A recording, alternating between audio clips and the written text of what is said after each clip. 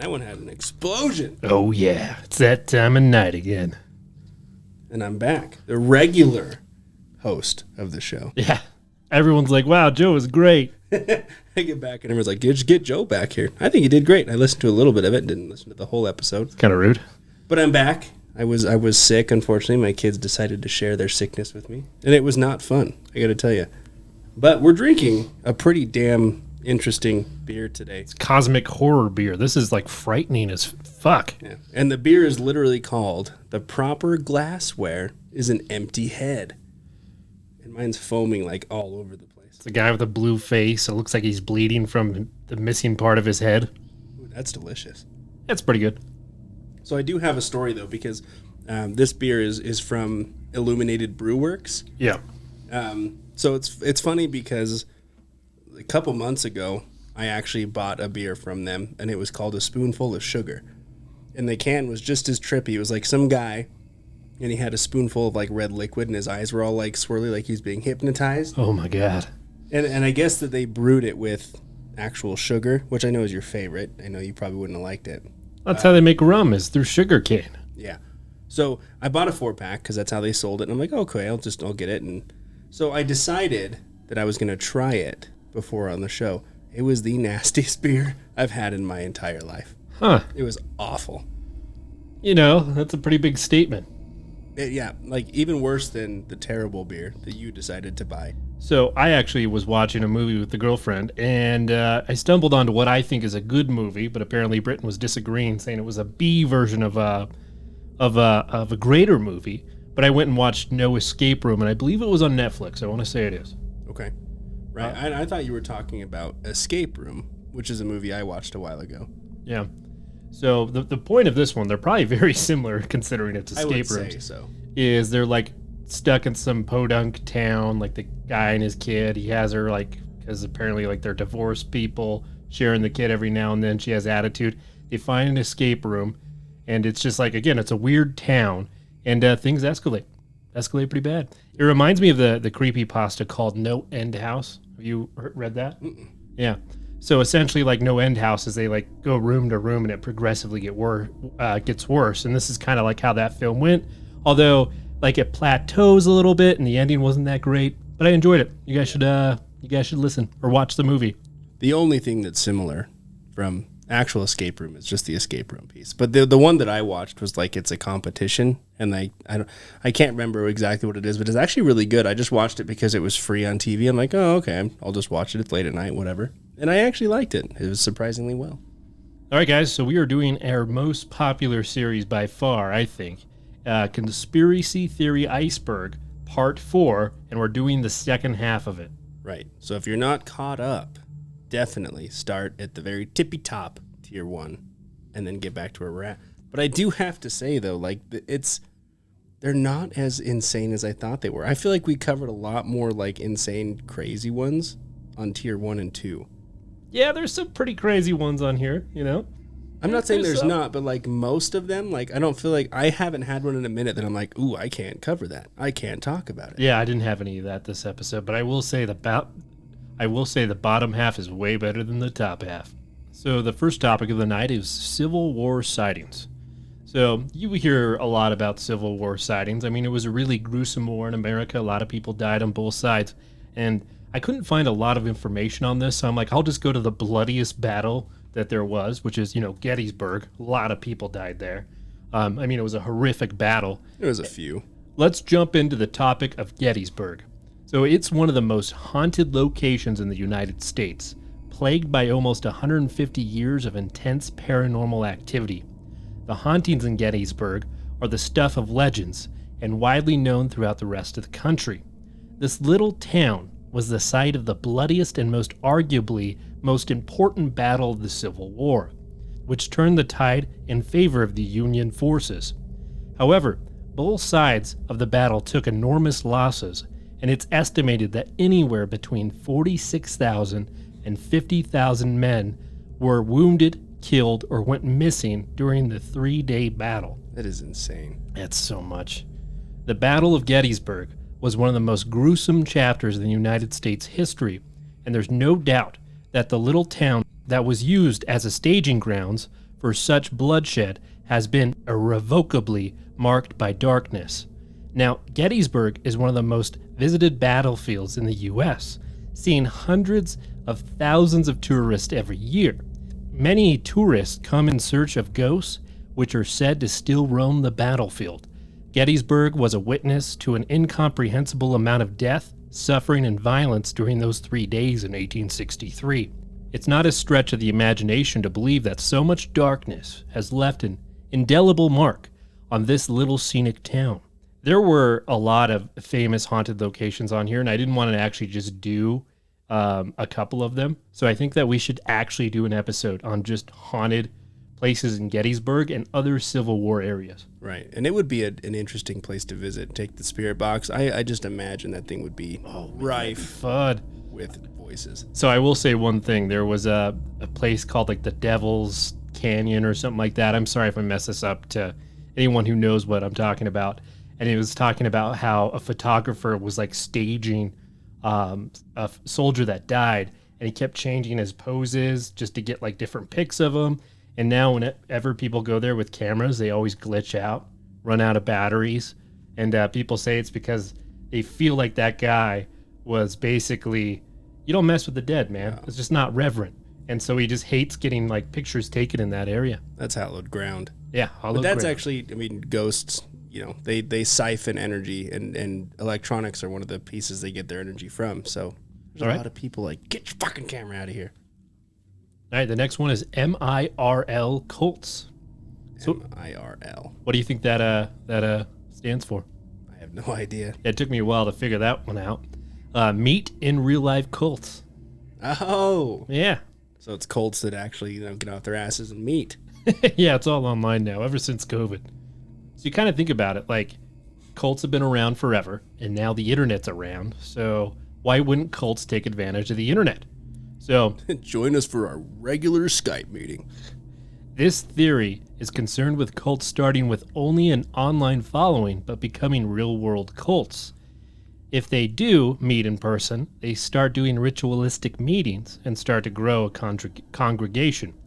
These cults have the potential to be much more pervasive if successful, as most brick-and-mortar cults, I like writing that, require a lot of capital to get their message out there. Like you got the Church of Scientology, right? They got to rake in a ton of money to make more Scientologists. Not saying they're a cult. Could be, you know, might not be. But you're also not saying that they're not. Yeah.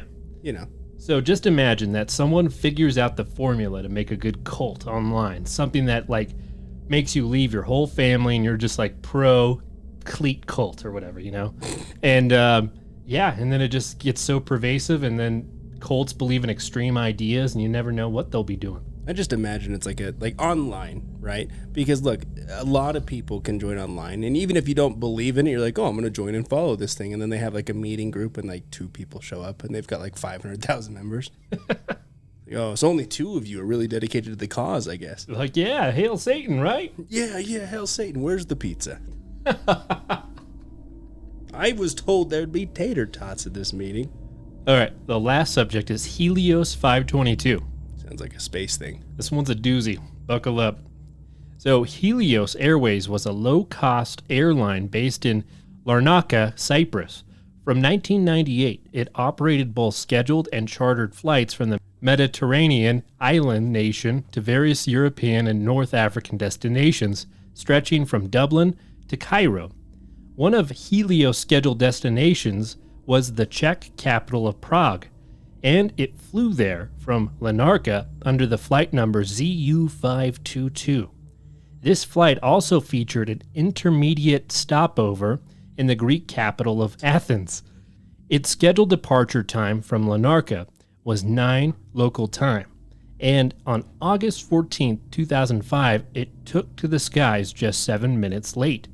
Just 5 minutes after takeoff, the aircraft's cabin altitude warning horn sounded, prompting the crew to halt the climb. At this stage, the plane was passing through an altitude of 12,000 feet. However, the sound was identical to that of the takeoff configuration warning, and the crew disregarded it, believing it to be this alarm instead. Dun, dun, dun, dun. They're like, it's the other alarm. Don't worry about it. As such, they were unaware of the loss of cabin pressure currently occurring on board. 7 minutes into the flight, the pilots reported an air conditioning problem and contacted the airline's operation department. Meanwhile, oxygen masks had been deployed upon reaching an altitude of 18,000 feet. By the time the operations center made its last contact with the crew at 9:20, communication with the pilots was becoming increasingly difficult. This was because they were beginning to experience the symptoms of hypoxia as a result of loss of cabin pressure. The aircraft eventually stopped climbing at 34,000 feet at 9:23. Upon entering the Athens Flight Information Region at 9:37, the aircraft began circling on autopilot as the further loss of pressure had encapsulated the crew, with the pilots continuing not to respond to air traffic control messages. So the plane is literally just circling and everyone on board is dead because they're just lost. Passed out, dead, one of the two. They're unconscious. Yeah. There's actually a few people alive, but we'll get into it. Holy hell. So, 2 Greek F-16 fighter jets were dispatched to intercept the flight. They took off at 11:05 and located the plane at 11:24. The fighter pilots reported a curious scene in the cockpit. Specifically, the captain's seat was empty while the first officer was slumped unconscious over the controls. They then witnessed a flight attendant enter the cockpit with a portable oxygen supply at 11:49, who, along with his partner, attempted to control the craft. He even acknowledged the F-16 pilots with a wave, but shortly afterward, the plane's left engine flamed out due to fuel exhaustion, causing it to descend. While the flight attendant, Andreas Pramadou, was unable to regain control of the plane, he was heroically able to turn it away from Athens during the descent, preventing ground casualties. However, the fate of the aircraft's 115 passengers and 6 crew was sealed, with all 121 occupants losing their lives when Helios Airlines Flight 522 crashed into mountainous terrain near Grammatiko, Greece at 12:04. God damn. Yeah. And it's weird because they should have tested everything before the plane took off, so no one really knows what caused the issue. But essentially, people got on a plane, it depressurized, they all probably died from hypoxia, or they died when the plane crashed. Yeah. That's crazy to think about. You just get on a plane, you just pass out because of that. Like, I'm not going to lie. Every time I get on a plane, there's like a very small part of me that's just like, I don't like this. I'm uneasy about it. But you are absolutely way more likely to die every time you get in a car than a plane. Yeah, but if you get in a car crash or an airplane crash, you're more likely to die in an airplane crash. Yeah. Yeah. Like, because when that plane starts going down, you're fucked. Yeah. There's nothing that's going to save you. You're calling your loved ones, that's it. Yeah, I looked down. I opened up the window. I looked at the ground. I saw Satan laughing, pointing at the ground, saying, "See you soon, buddy." God damn. All right, starting off with a bang. So the first one that I'm going to be talking about is the Toronto Protocol. So we're going to kick things off with some good old-fashioned leaked documents containing plans to take over the minds of mankind. You know those good old leaked documents that predict the future. Yeah. The Toronto Protocol is an alleged document from 1985 which reveals a deep state agenda for the future which might be coming true. The document comes from a group called 666.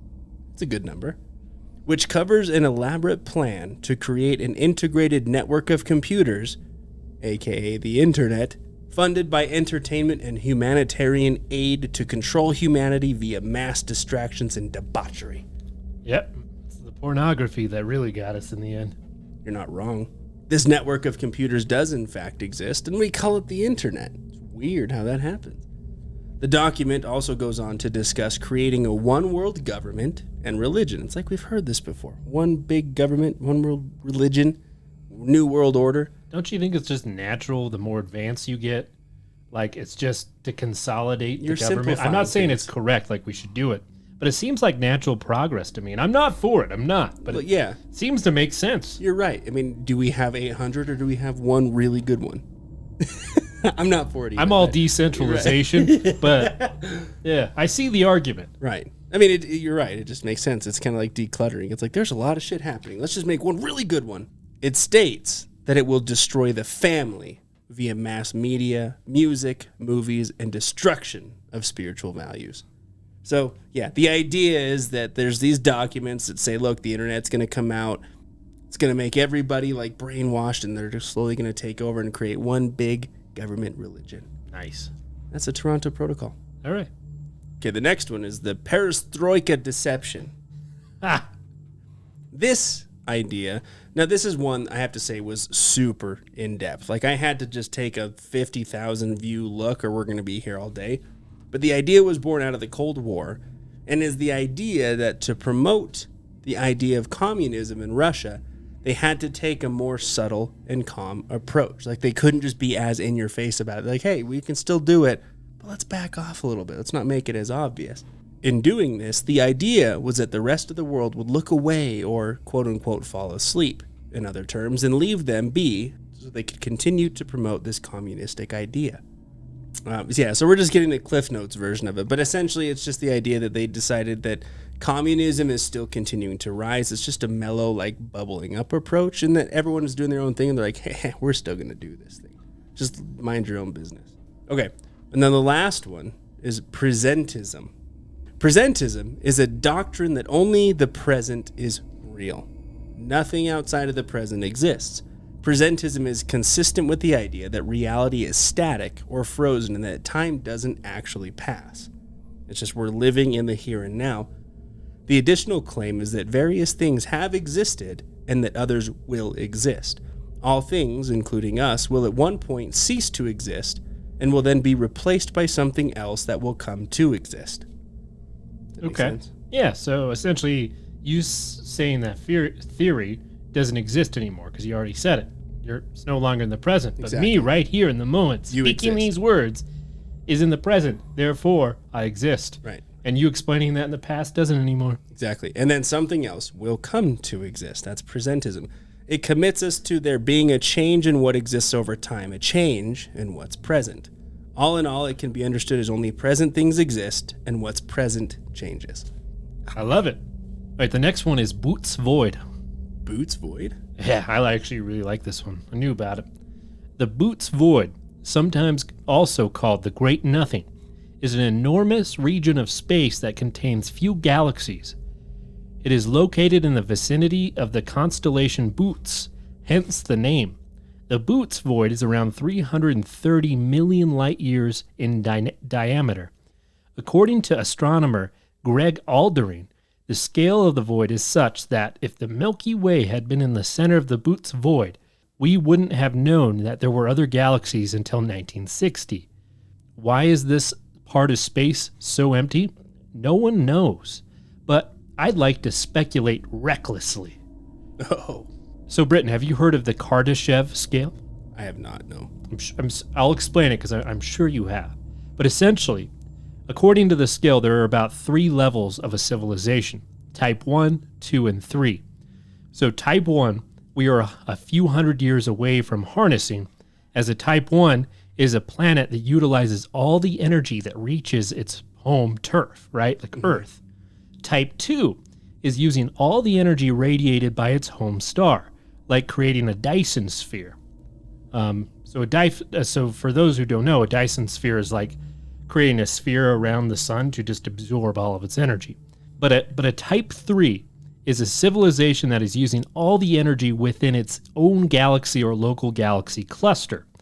Perhaps this void is home to some advanced species of aliens who has built so many Dyson spheres that the galaxies, stars are locked away behind their energy consumption through their Dyson spheres. Wow. Yeah, but anyways, there's just a void in space, and there's like a lot of voids, but that's one of the biggest ones. I'm sure there's like several voids in space. There's still galaxies in them. It's just not a lot compared to the median range of the universe. Right. So this one's Cuban yellow balloons.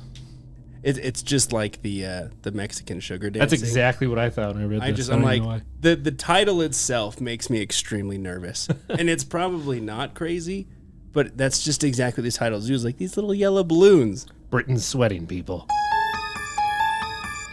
Yeah, I'm a little nervous about this. During the Cold War, we saw all kinds of weird stuff happening on both sides of the Iron Curtain.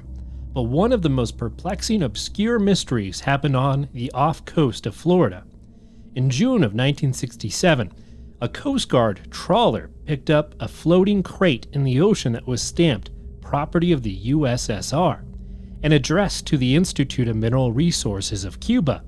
Inside the box, 7 yellow balloons, inflated with an unknown gas and closed with a black rubber stoppers. Do not open those fucking balloons. The zombie no matter virus. what you do.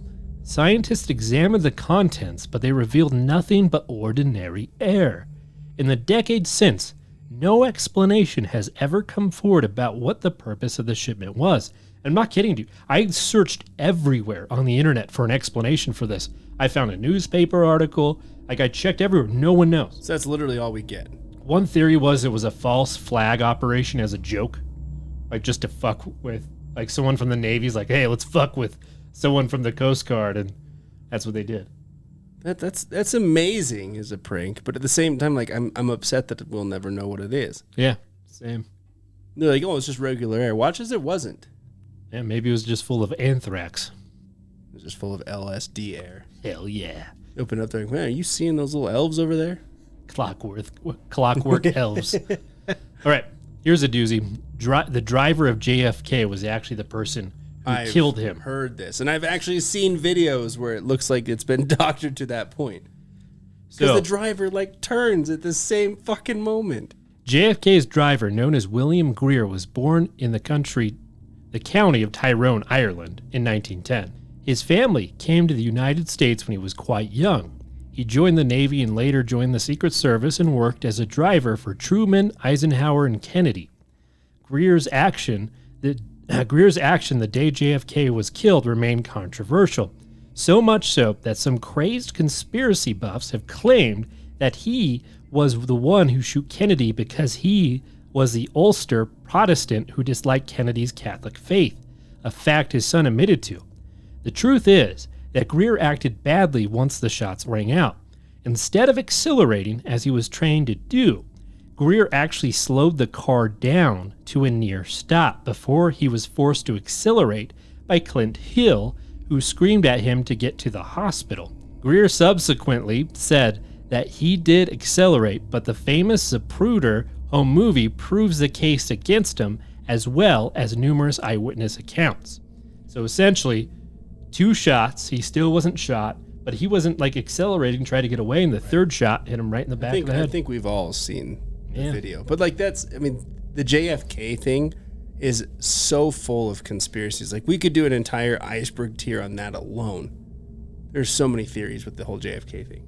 All right. So let's start off with something called microchimerism. Yeah, my favorite topic. Yeah. Microchimerism is the presence of small number of cells that originate from another individual and are therefore genetically distinct from the cells of the host individual. It may be related to certain types of autoimmune diseases, but the mechanisms responsible are unclear. So in humans, what this means is the most common form of this is feto-maternal microchimerism. This is when cells from a fetus pass through the placenta and establish cell lineages within the mother.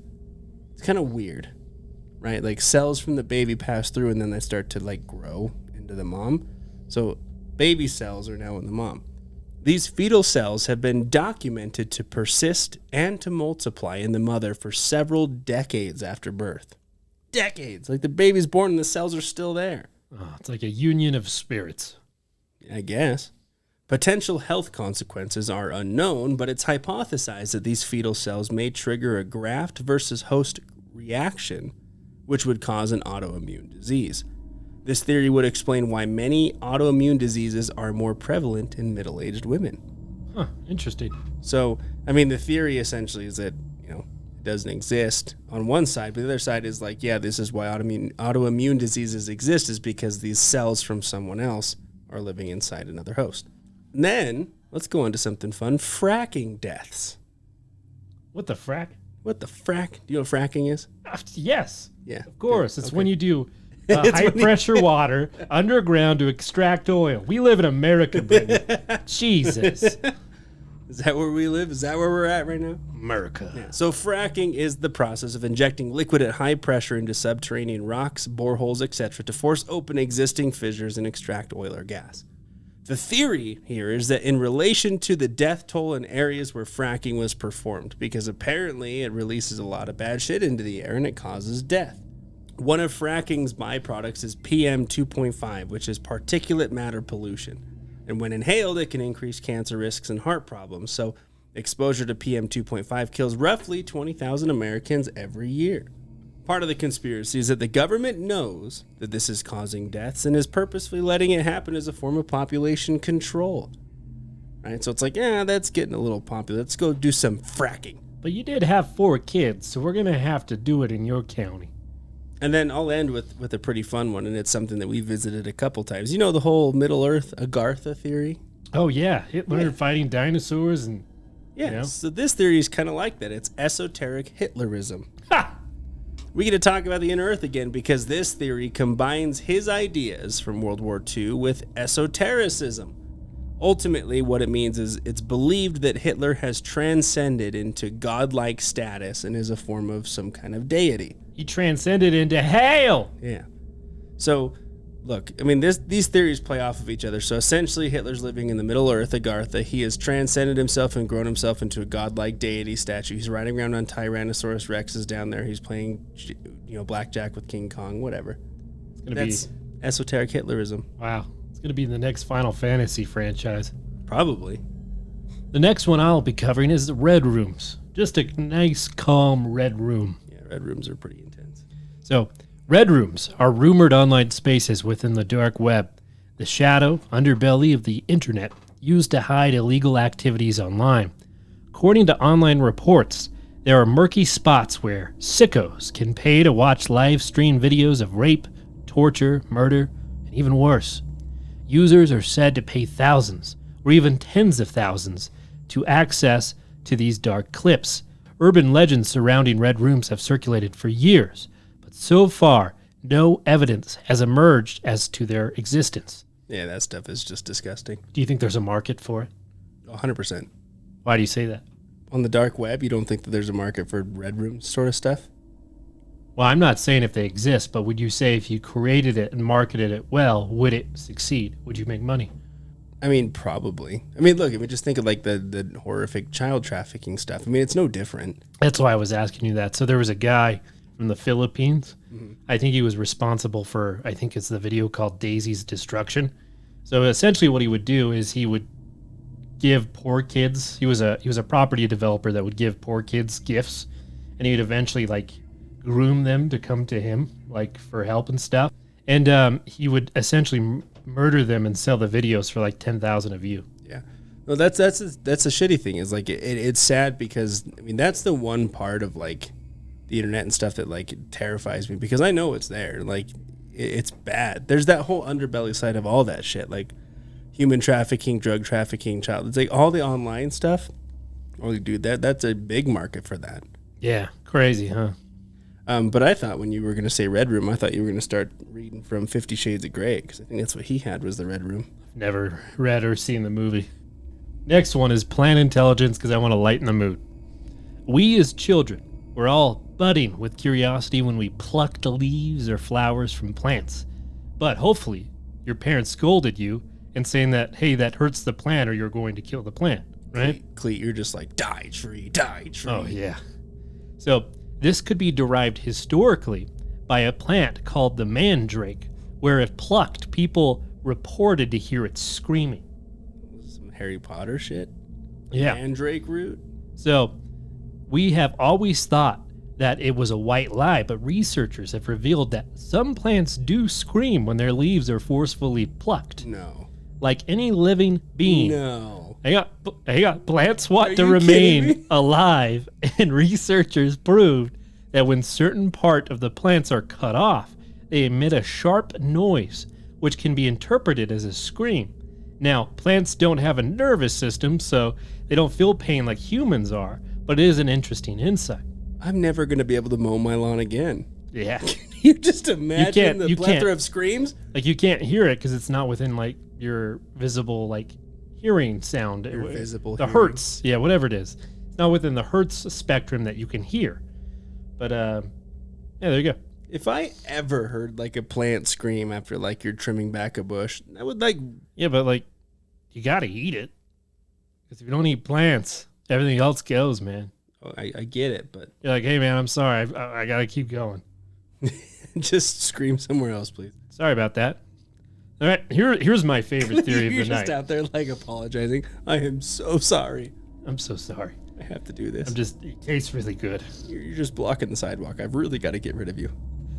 All right, so this is my favorite theory. Last Thursdayism. I found this to be so last fun. Thursdayism. Last Thursdayism, alternatively last third dayism or last Wednesdayism, is the idea that the universe was created last Thursday, but the physical appearance of it being billions of years old is just part of the product.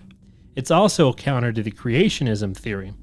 Under last Thursdayism, books, fossils, light, already on the way from distant stars, and literally everything, including your memories of the time before last Thursday, were all formed at the time of creation last Thursday, in a state such that they appear much older. So, like, first of all, if this is true, I'd be pissed. It's like, really? Like, how am I not like LeBron James or someone just super rich? Mm-hmm. You know, come on. I love that theory. I do too. All right. So this one is called acosimism. So acosimism denies the reality of the universe, seeing it as ultimately illusory, and only the infinite, unmanifest absolute is real. So what the hell does that even mean? Well, in layman's terms, nothing but God exists. All of the feelings, all of the experiences, all the good, bad shit times we have are planted into our brains by this God. It's like the Matrix, in a sense, or some kind of simulation, but rather than a machine, it's just God. Well, I mean, if you really think about it, all your thoughts, feelings, everything you've ever dreamed of was just a tiny speck in an infinite stream. It was a drop of an infinite ocean. Like, does it matter really at the end of the day? Why should it matter? Because at the end, people will forget you, the sun will expand and burn the earth, and what will you have? You'll have nothing. No one will remember you. No one will even know what Earth is.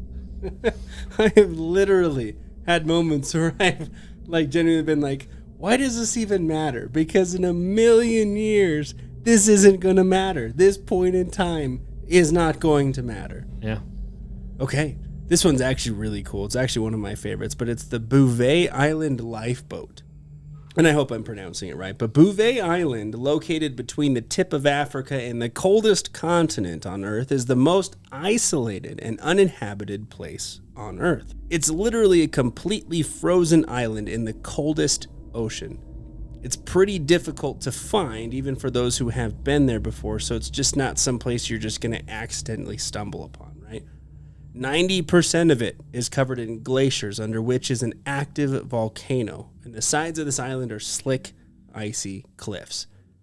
So those who do visit this place, not sure why the fuck you'd ever want to do it, mostly do so by helicopters. It's super difficult to get there by boat. So now that I've painted this picture of this amazing, beautiful island we all want to visit, let's talk about the theory. So in 1964, an expedition was sent to the island to place a weather tower, because there's really not much else you can do with this desolate place. They arrived via helicopter and started to check the island out. To their surprise, they found an abandoned lifeboat. The boat had no markings on it and had no motor or sails, so there was no indication of where this thing had even come from. The oars were found on shore next to a flattened copper tank and a barrel. They couldn't explore much more as the climate made things difficult, but they did find nothing else like a body or any evidence that someone else had been there. Just some abandoned lifeboat. The one strange thing was that it did appear that the boat had been dragged onto the shore, so it just wasn't washed up there. Like, it did look like it had been pulled ashore by someone or something. 2 years after this expedition, another one was sent, and they discovered that the lifeboat was gone. One of the biggest theories takes us back to Agartha, or the Middle Earth theory, the center Earth, and is believed that since the German soldiers did find Agartha first, they may have been searching for it here and then later were picked up. So no one knows where this lifeboat came from. Yeah, they just saw cave drawings of a dinosaur and a guy with a weird mustache. They're like, yeah, this seems right. We're in the right fucking place. This big old portal opened up, and they're like, hey, come on down. It's nice down here. It never snows. I don't know. So it was pretty cool. But, I mean, yeah, there's genuinely no idea where this lifeboat came from. Yeah, I heard about that, actually.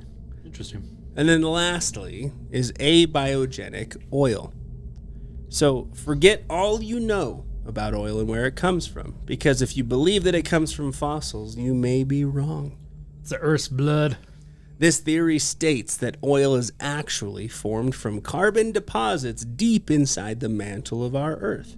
Supposedly, the oil seeps up into the crust over time so that oil drillers can reach it. Some theorists have stated that capped wells, which formerly contained an abundance of oil, were used up and would be found full again after several years.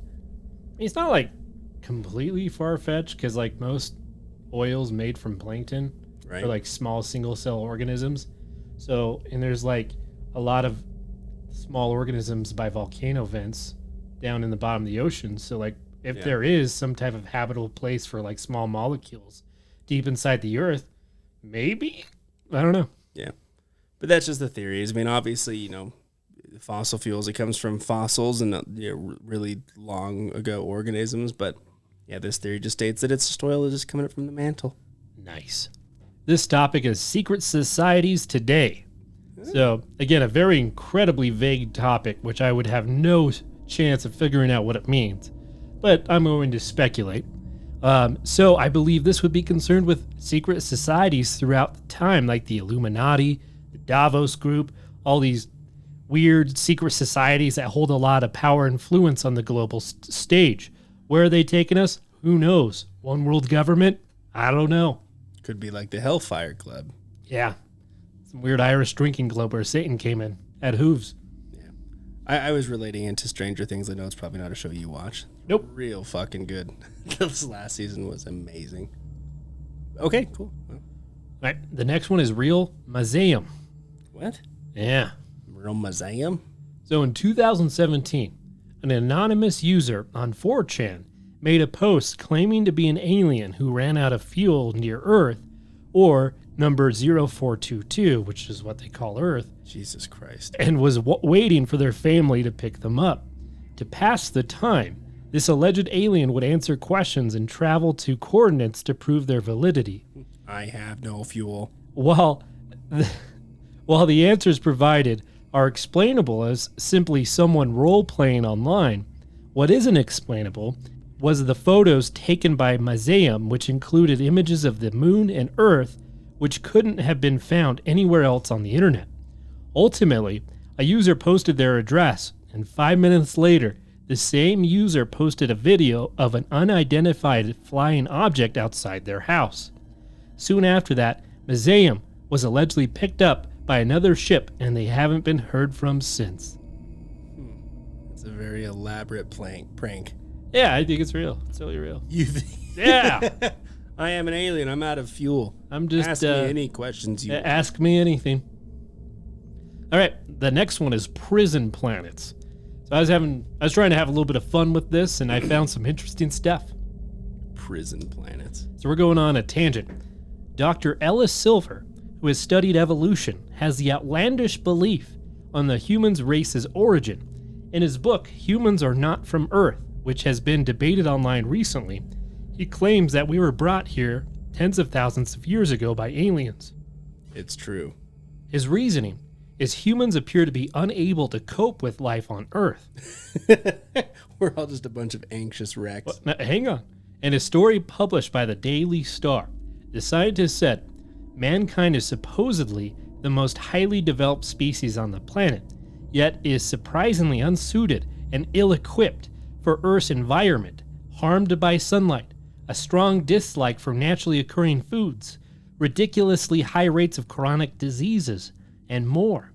He claimed the difficulty of childbirth was more proof to his claims. Dr. Silver furthered his claim by pointing out how humans regularly suffered from bad backs, which he theorized was because life evolved on a planet with lower gravity. According to Silver, You would be surprised if one could find a single person who is 100% healthy and not suffering from some perhaps hidden or unstable condition or disorder. Okay, you got me hooked. Right. He goes on to say that while Earth approximately meets human needs as a species, but perhaps not as strongly as whoever brought humans to the planet initially thought. Bizarrely, he believes Earth could actually be some kind of galactic jail. The Earth might be a prison planet, since we seem to be naturally violent species, and we're here until we learn to behave ourselves, he added. Son of a bitch. I like the idea of a prison planet, because that's like how Australia was made. Like the Europeans are like, hey, we don't even want to like pay our taxes to help you. Like, here's this big island. See ya. That's like exactly what aliens are doing on like a grander scale. I mean, this theory is actually like not insane. Yeah, it's it's okay, but think about it. Like, we do actually have a lot of intolerance to our planet. I get sunburned a lot. Like, this is wild. I will never think of this again. We are in jail. Yeah. All of us. Yeah. And we have jails in jail. It's like the inception of jails. So this is the Malta catacombs. Imagine the excitement, right, of getting a plot of land, starting the process of building your home. It's a good thing. You're excited. Then they start to dig the foundation only to uncover an underground chamber. All right. It breaks through. Is there treasure? Let's find out. There might be.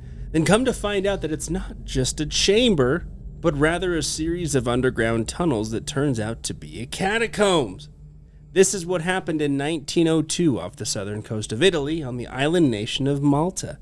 Workers were digging cisterns at a housing development when they made this discovery.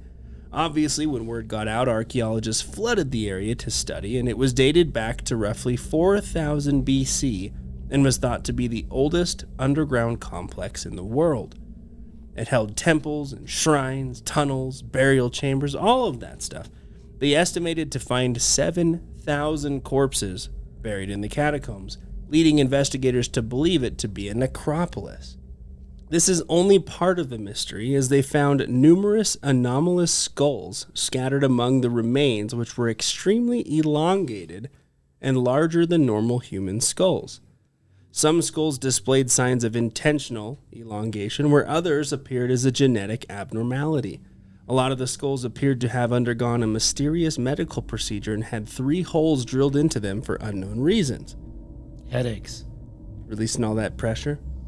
This is where all the theories come in as people tried to find out who these people actually were. Some believe them to be a species of alien or otherworldly creature. Some theories state that they may have found the remnants of the continent of Atlantis. Yeah, so that's the Malta catacombs. So they literally just found this huge underground series of catacombs with all these crazy skulls, and they had a bunch of like pots and stuff down there. Like, it was an actual like burial place, but they don't know where it came from. Shit got weird. And then this next one is called Amphibians in Iraq, and I don't know. This one was pretty vague, and I have no idea really where this came from. But the theory states that there's a form of mermaid or merfolk in Iraq called Oannes. It's Oannes. Interestingly enough, Oannes precedes the earliest known mermaid, which was Atargatis, the Assyrian deity, by thousands of years. The earliest academically validated, fully functional civilizations of Babylon, Sumer, and Akkadian arose in ancient Mesopotamia and live in what is now modern-day Iraq and Iran. Oannes, also known as Adapa and Yuana, was a 4th century BCE deity who is said to emerge every day from the sea as a fish human to share his knowledge with residents of the Persian Gulf. During the day, he taught them art, written language, medicine, politics, astronomy, and much more, which covered all the needs for civilized living before returning to the sea at night. So that's one of the biggest theories I could find, but there was another one where there was like rumored to be lizard people, where they found a bunch of statues of like people that resembled lizards that were mixed in with people that resembled non-lizard people. And so there was 2 of them, but they were super vague, and it was like not a lot of information on it, but apparently there's some kind of amphibious creature residing in Iraq. All right, fair enough. Mermans. right? This one's really fun. This one's called phantom kangaroos. And literally, it's like a phantom kangaroo. Like if you looked out right now in your backyard and you saw a kangaroo, what you thought would be a kangaroo, like what would go through your mind? Be like, I hope there's not like a puddle of water because they'll try to drown me. Yeah. Kangaroos are mean. Yeah. And don't ever try to fight a kangaroo. That's all I'm saying. Yeah. You will lose, 100%. But the name pretty much sums this theory up. Essentially, hundreds of reports have been made involving a kangaroo sighting in areas where there are absolutely no native population. Sightings have been made in France, Japan, New Zealand, United Kingdom, and United States. And people reported seeing kangaroos in the woods and neighborhoods, parks, and even one on someone's porch. Like a kangaroo on a porch. Probably stealing his mail, hopped away with it. Right. Put it in his pouch. Now, the most recent report did happen just back in 2018, so it's actually pretty recent, but reports do date back to around the 30s. So a lot of people have been seeing these mysterious kangaroo figures. Now, descriptions do state that it's much bigger than a kangaroo and that it had killed several animals on its path, like it would kill dogs and rabbits and squirrels, and it just wanted to kill things. But yeah, people are seeing kangaroos, man. That kangaroo took my Amazon package. Get him. And there was one of the reports was like this kid saw a kangaroo in a park and he called the cops, and the cops chased this figure down like this aisle or this alleyway, and it apparently jumped over the fence and got away, and the cops were like, no, it was real. It looked like some big armored kangaroo. Armored? Yeah. Mech kangaroo. He's going to go fight Godzilla. Yeah. So, yeah, but that's phantom kangaroos. It's a thing, man. All right, cool. This one is Potamiski Crater. In 1949, a geologist named Vadim Kalpakov discovered a large mound of limestone in the north of the Lurkist region in southeastern Siberia, about 360 kilometers from the district center of Badabo. The cone is curiously shaped with a crater at the top of a small mound in the center. The mound is about 40 meters high and 11 meters across at the base. The smaller mound at the top is about 12 meters high. The crater was named Potamiski after a nearby river, but local residents call it the Fiery Eagle's Nest, which is a cooler name. I'll give them that.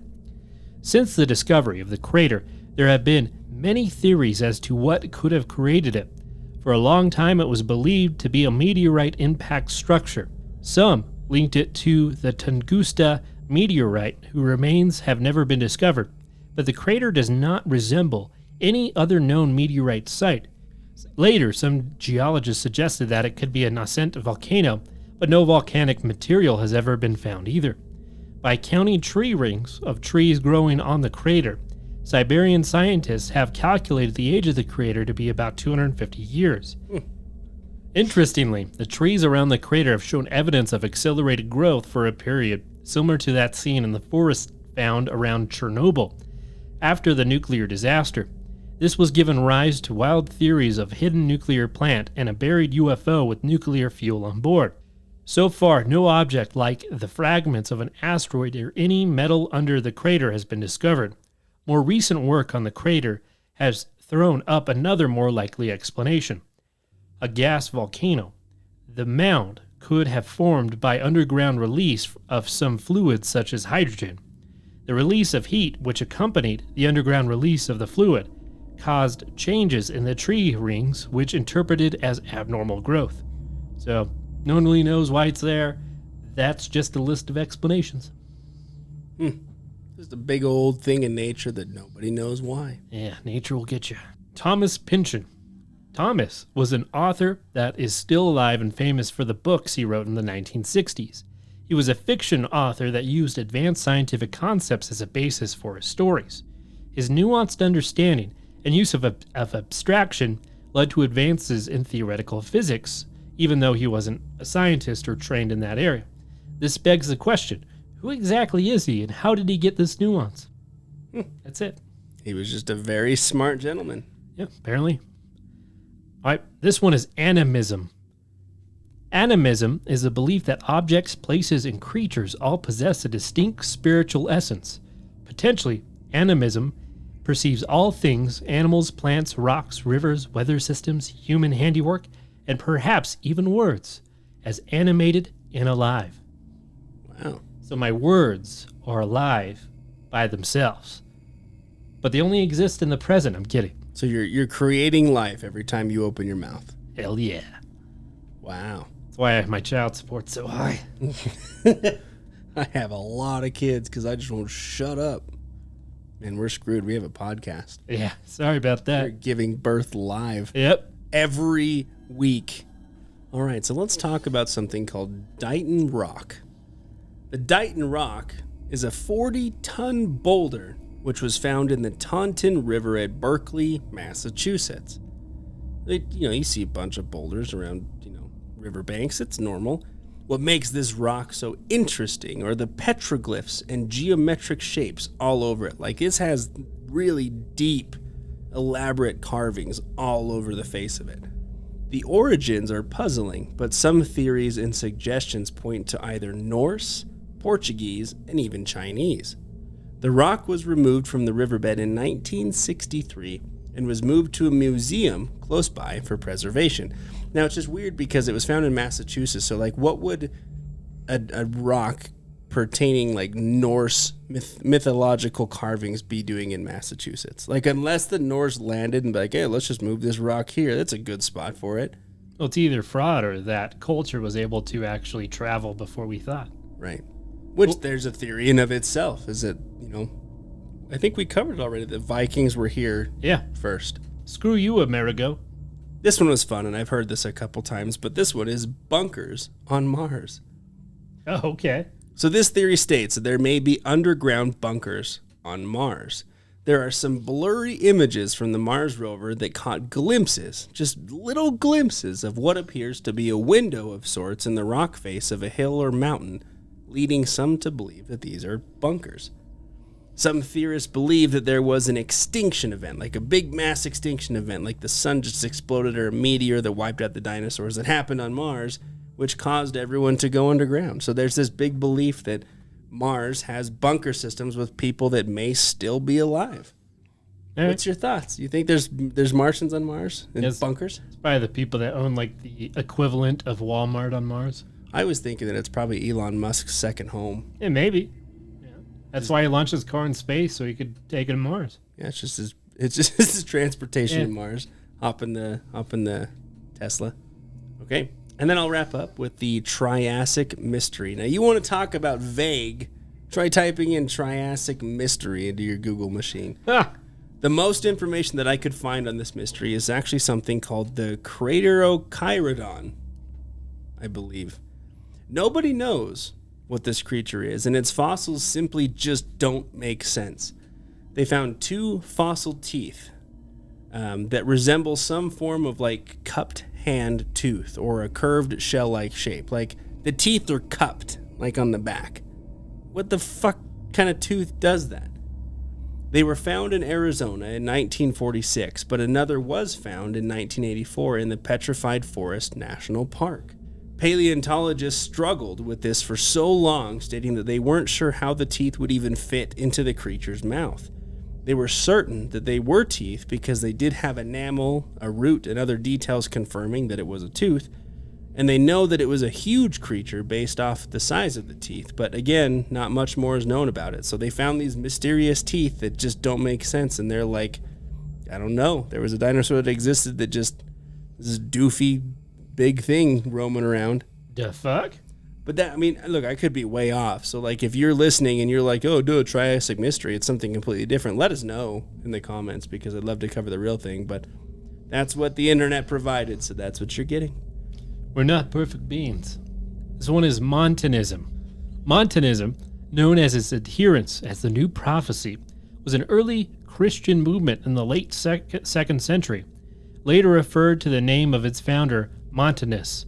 Montanism held the views that the basic tenets of Christian theology, similar to those of the wider Christian church, but it was labeled as heresy for its belief for its new prophetic revelations.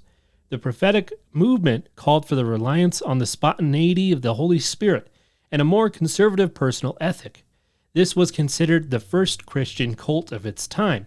Yeah. So essentially it was like, hey, you want to find answers, read the scriptures and the Holy Spirit will tell you it. And you can like, it was almost like its own revelations. Like the leader actually wrote like end of world prophecies. Right. And there was a theory that the name of it is like escaping me, but it was part one of the Iceberg that was kind of like this, that you could read and know exactly what those texts meant. Like you knew what those texts were referring to, rather than like a loose interpretation. Dude, you got to buckle up for this next one. All right, Sabinci Tomatovic tape. Tape? Yeah. Well, like a videotape? Yeah.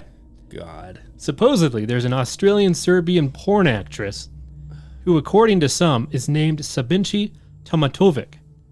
So, this person who told some of her friends and family quite a strange tale. She said that she had been sexually assaulted or raped, depending on what version of the story you're reading, by a giant spider that was 4 feet in size. What the fuck? The spider was Jabba Fofi. Though the incident didn't take place in the creature's natural habitat of the Congo, rather it was in Serbia. Tomovic went on to say that she wasn't alone when this terrifying incident occurred. Supposedly, it was filmed and subsequently circulated. This led her to quickly becoming extremely famous in Japan's underground Genki Genki circle. Since then, she's allegedly also been a star of pornographic videos featuring giant centipedes and gastropods. Oh my God. So the big thing is there's a conspiracy that there's a 4-foot spider and that 4-foot spider had relations with this woman that were not consensual. Among centipedes. That was filmed and circulated online. No one has seen this video according to the internet. Next. All right. Marco Rodin. Marco Rodin supposedly had discovered the source of the non-decaying spin of an electron. This is known as the forever electron and could potentially produce energy for free. Although scientists know that all electrons in the universe spin, they have never discovered the source of this spin. Marco then went on the deep end and went on a long discovery to figure out the name of God and its source. He found out that God's name was Abha and that the holiest number is the number 9. So not kooky shit at all. Number 9 is my lucky number, legitimately. I bet he could make a good cuckoo clock. I would love it.